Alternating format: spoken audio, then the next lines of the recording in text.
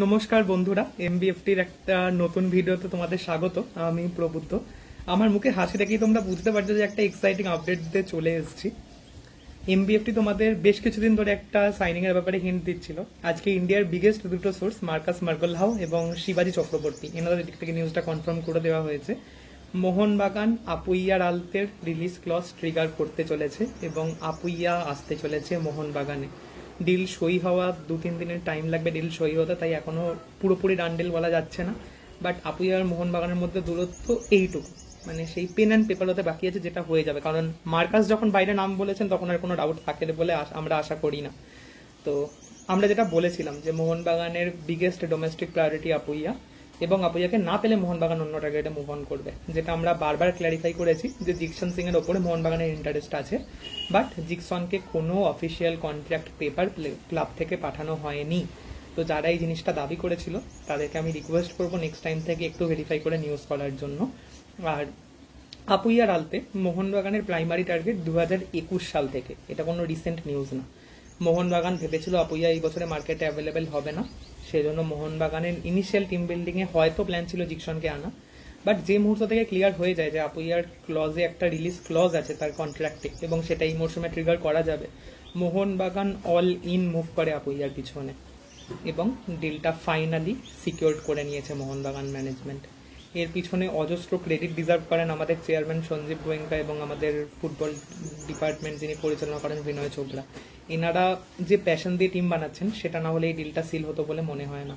মোহনবাগানের কাছে অলরেডি একটা কম্প্যাক্ট মিডফিল্ড ছিল। আমরা আগেও বলেছিলাম যে এমন একটা সাইনিং করতে মোহনবাগান যাচ্ছে, যেটা হলে হয়তো বিদেশি মিডফিল্ডারকে আইএসএল এ খেলাতে হবে না, অল ইন্ডিয়ান মিডফিল্ড নিয়ে মোহনবাগান অপারেট করতে পারবে। আপুইয়া কিন্তু সেই প্লেয়ারটা। আপুইয়া আসায় দুটো জিনিস ভালো হলো। প্রথমত, মোহনবাগান আরো একটু স্ট্রং হয়ে গেল। দ্বিতীয়ত, মোহনবাগানের শিল্ড জেতার পিছনে সবচেয়ে বড় কাঠা মুম্বাই সিটি এফসি, তারা কিন্তু একটু শক্তি ক্ষয় করলো।